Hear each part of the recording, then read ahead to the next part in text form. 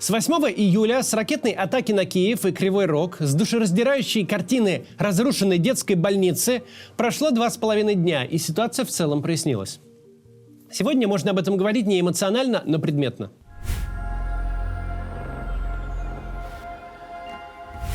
Мы не изображаем из себя экспертов по всем вопросам. Например, в том, что касается военных действий, мы полагаемся на мнение специалистов, чья репутация не с ровного места взята. Их оценки чаще всего попадают в реальность. Conflict Intelligence Team во главе с Русланом Оливеевым – военные аналитики с устойчивой репутацией. Никогда эта команда не была замечена в работе ни на одну из сторон. Никогда ее аналитика не была целью завоевать симпатии публики. Эксперты из Conflict Intelligence Team полностью исключили все трактовки трагедии в Киеве, которыми оперирует российская сторона. От версии, что по детской больнице попала украинская ракета ПВО, до утверждения, что в результате работы украинского ПВО или радиоэлектронного подавления ракета сбилась с курса. По кадрам специалисты четко идентифицировали российскую крылатую ракету Х-101, которая движется по нормальной траектории, не разваливается в воздухе, не выписывает кульбиты, а целенаправленно летит по больнице. Все обстоятельства, которые вчера могли хоть как-то обелить российскую сторону, представить произошедшее не таким поганым и преступным, как оно есть на самом деле, все эти предположения сегодня не актуальны. Били по больнице и попали в больницу. Остался только один вопрос. Зачем били по больнице? Нет никакого военного смысла в том, чтобы бить по детской больнице. Более того, военный результат скорее отрицательный. Общество, уставшее от войны, столкнувшись с таким варварством, получит новую мотивацию. Солдаты на фронте украинские заново вспоминают, за что они воюют и почему никакие компромиссы с таким врагом невозможны. Те, кто пытался какие-то шуры-муры и переговоры с Путиным мутить, в этот момент выглядят полнейшими ослами. Никакой политик, даже одиозный Виктор Орбан, не может отнестись к подобному варварству как к какой-то норме. На этой войне и без того хватает повседневного зверства. Зачем выходить на новый уровень? Зачем они это делают? Это самый тягостный вопрос, который мучает нас уже 2,5 года. И всякий раз почти невозможно дать на него ответ, не погружаясь в шизанутую логику Путина, густо замешанную на его неуемных амбициях, обидах и уязвленном самолюбии. Мы знаем, что реальность, выстроенная вокруг Путина, имеет мало общего с тем миром, в котором живем мы. Как она в точности выглядит, мы обычно понимаем задним числом, когда какой-нибудь Вашингтон-Пост рисует примерную картину произошедшего на основе утечек и инсайдов. Если говорить о самом факте начала полномасштабного вторжения, мы плюс-минус понимаем мотивы российского руководства. В течение 8 лет толпа жуликов во главе с Виктором Медведчуком разводила Путина на бабло. А чекисты, ответственные за операции влияния в Украине, убедили его, что он получит новый Крым в масштабах всей Украины. Теперь самое очевидное содержание пропаганды первых дней войны. Байки о том, что жители радостно встречают российскую армию, как украинские военные сдаются целыми бригадами, как Зеленский в Польшу сбежал. Все это не было вольной фантазией, это был пересказ изначального плана. В такой реальности, где с вторжением российской армии украинская государственность разлетается в клочья и за неделю устанавливается оккупационная власть при полном безразличии граждан.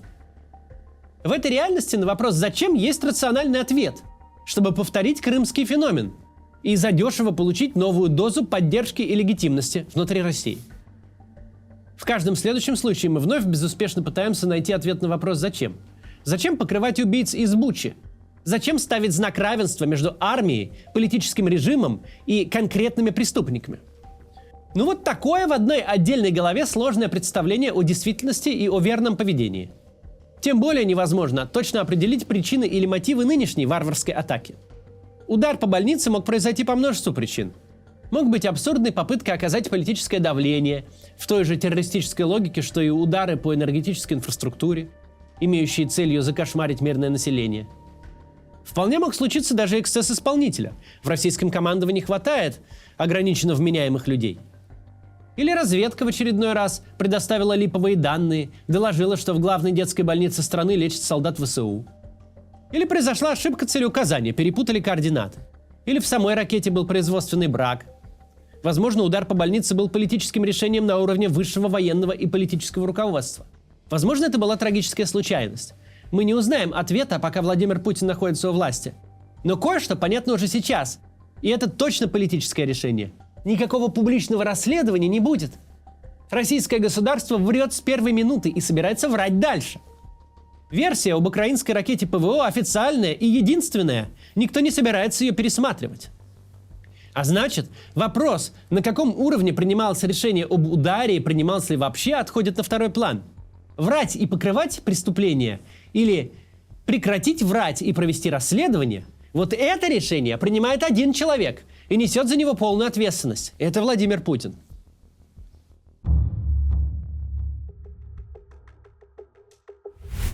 Цивилизованное ведение войны – это не отсутствие ошибок или военных преступлений. Нет такого оружия, которое гарантированно не заденет гражданских. Нет ракет, которые никогда не сбиваются с курса. Нет армии, где весь личный состав – сплошь самоотверженные святые, которые никогда не казнят пленных, не насилуют и не мародерят. Вообще лучше войн в принципе не вести, чтобы такого не было. Но если уж война ведется, такое будет происходить. Вопрос не в том, как вести стерильную войну, это невозможно. Вопрос в том, что государство считает для себя нормальным и какую норму транслирует. Признает очевидные военные преступления и наказывает за них, или отмазывается до последнего. У нас сейчас здесь, в путинской России, явно второй вариант.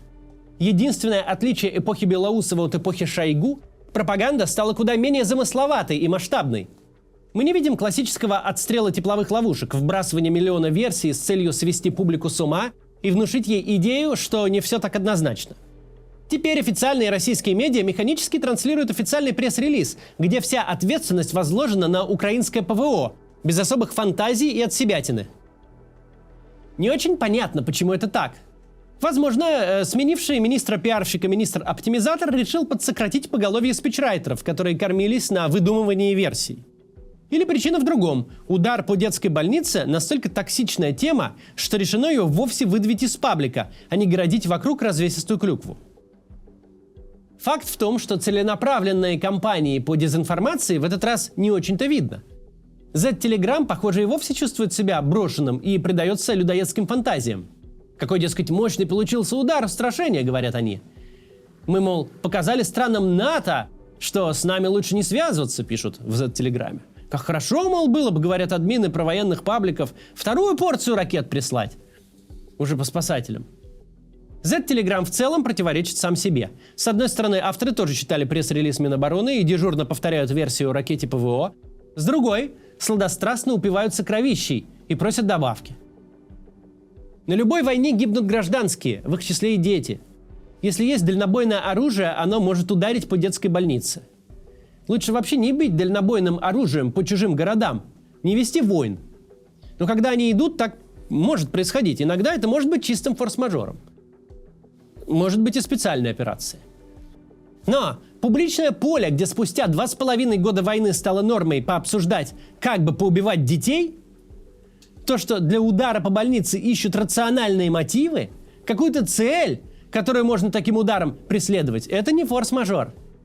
Это результат целенаправленной политики озверения, которую проводит российское государство. Это признак того, что границы нормальности уничтожены, причем уничтожены сознательно. Когда после такой чудовищной трагедии государство не говорит «это ненормально, так не воюют, мы будем это расследовать», а врет напропалую, позволяя своим прихлебателям упиваться кровищей, это не только показывает полнейшее моральное разложение всех, кто там вообще хоть рядом проходил, но имеет и практические последствия, провоцирует новые преступления.